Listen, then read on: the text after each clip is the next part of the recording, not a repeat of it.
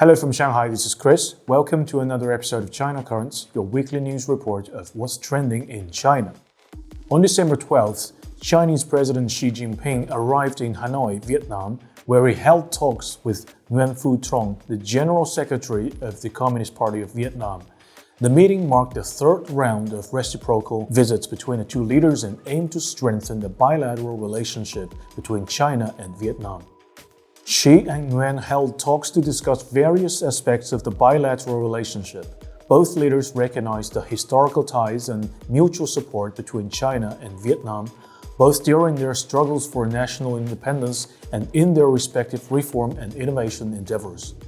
Xi stressed the strategic significance of China-Vietnam relations in a current global context of unprecedented changes. He called for a strengthened partnership that would contribute to the stability, development, and prosperity of the region and the world.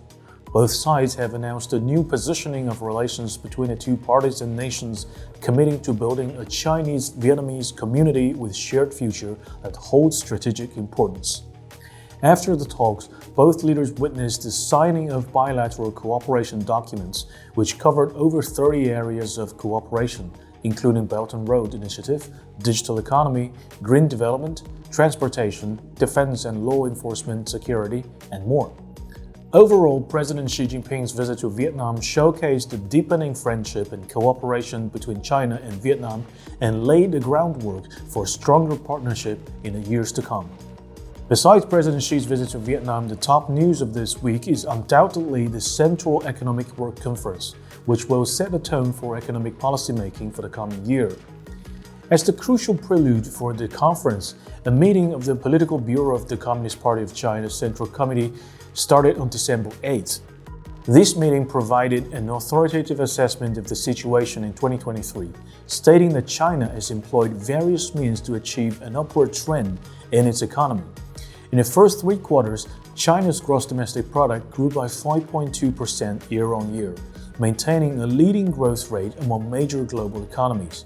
The chief representative of the International Monetary Fund in China mentioned that China remains the largest engine of global economic growth, contributing 1/3 of the world's growth volume.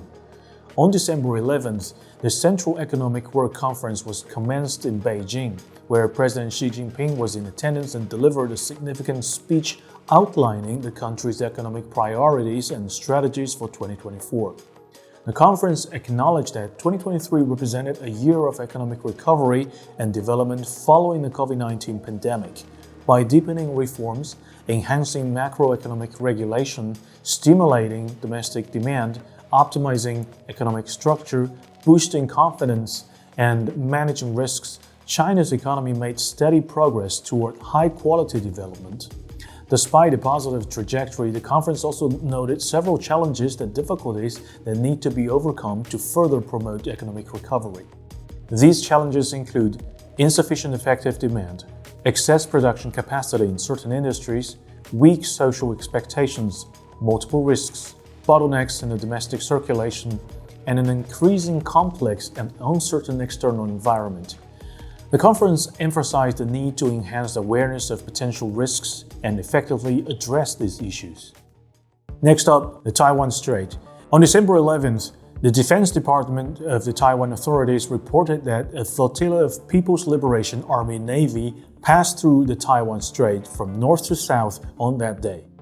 The formation was led by Shandong, the country's first domestically built aircraft carrier. Taiwan's defense authorities claim that they have monitored the movement of the planned formation through joint reconnaissance measures. According to media outlets based on Taiwan Island, both Japan and US have also sent naval ships near the planned flotilla for further developments. This marked the second appearance of the Shandong carrier group in the Taiwan Strait within the month, previously sailing from south to north. Before heading south, the formation had been conducting training exercises in the northern coastal waters. On December 8th, the state-owned China Central Television released a 2-minute video showcasing the processes of carrier-based fighters landing and taking off, demonstrating the readiness of China's carrier strike group in a high-profile manner. Many speculate that the flotilla is now heading back to its home port located on the country's southernmost Hainan Island. However, foreign media tends to depict it as a gesture to exert pressure on the Taiwan authorities, especially with the approaching 2024 election. Next up, on December 10th, China released the annual report on the country's ocean energy development. Specifically, China's annual marine crude oil production reached 62.2 million tons, accounting for over 60% of the national increase in crude oil production. And marine natural gas production reached 23.8 billion cubic meters, accounting for approximately 15% of the national increase.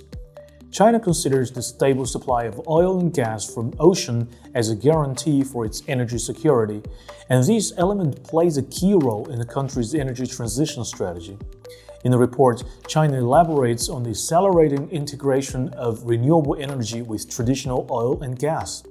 In 2023, the annual increase in grid-connected capacity of offshore wind power reached 6.04 million kilowatts, representing an approximate 20% year-on-year growth. Therefore, offshore wind farms, which plays a vital role in supplying power from marine drilling platforms, have become a model for energy integration. On the same day, December 10th, China released its Energy Transformation Outlook 2023 during COP28, addressing energy security and cost-effectiveness during the process of energy transition. However, China's focus on ocean energy also leads to friction with neighboring countries, especially in the South China Sea. A preliminary estimation indicates that the marine oil deposit in the area reaches approximately 20 billion tons, intensifying competition in the area. Vietnam's state-owned PetroVietnam has been engaged in extraction operations in the area since the late 1990s. In 2014, 60 Vietnamese vessels, including Coast Guard ships and civilian fishing boats, intruded into the water of China's Xisha Islands, attempting to prevent China from constructing an oil platform. Next up, on technology. According to the latest data from China's Ministry of Industry and Information Technology, in the first 10 months of 2023, China's lithium battery industry sustained its growth momentum, with total output up 31% year-on-year nationwide. Specifically, September to October, national lithium battery production exceeded 185 gigawatt-hour, a 17% year-on-year increase. This includes over 38 gigawatt-hour of energy-stored batteries and around 76 gigawatt-hour worth of power batteries installed in new energy vehicles. Total lithium battery output has reached 765 gigawatt-hour in January to October, rising 31% from the previous year. Exports of lithium batteries also kept growing. In September and October, total export value hit 82.46 billion yuan, a 21% year-on-year increase. Additionally, all lithium battery production segments maintain high growth rates so far this year. From September to October, output of key materials like cathode, anode, separators, and electrolytes reached 430,000 tons, 300,000 tons, 2.7 billion square meters, and 200,000 tons respectively, with over 25% growth across the board. Industry analysts attribute the sustained momentum to increasing global demand for new energy vehicles and energy storage applications. With continuous technological improvements, falling prices, and rising quality, China's competitiveness in lithium batteries keeps rising. Fostering this strategic emerging industry remains a national priority for enhancing manufacturing capacities. Next up, let's take a look at the overseas Chinese students. According to a December 12th report by Science, a new Florida state law is preventing faculty at the state's 12 public universities and colleges from hiring Chinese graduate students and postdoctoral researchers to work in their labs.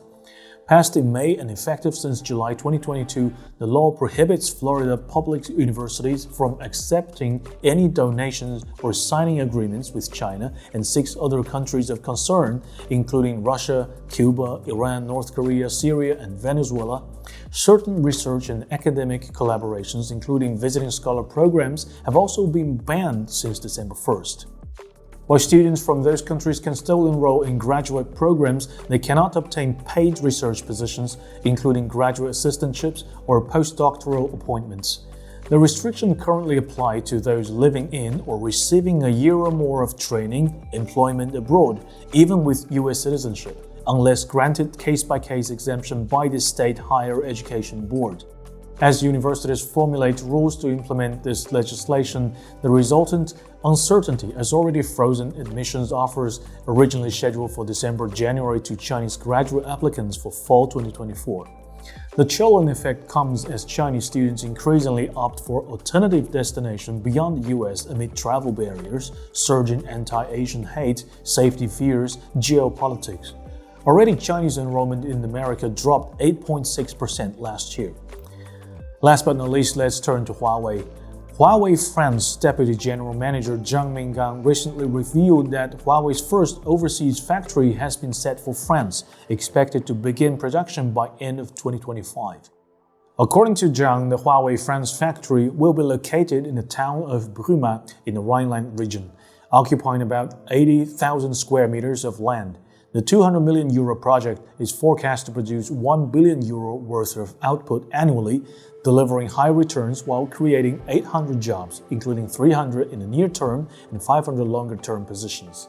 The plant is projected to manufacture 1 billion devices per year, specifically 4G, 5G base station components like chipsets and motherboards to supply the greater European market.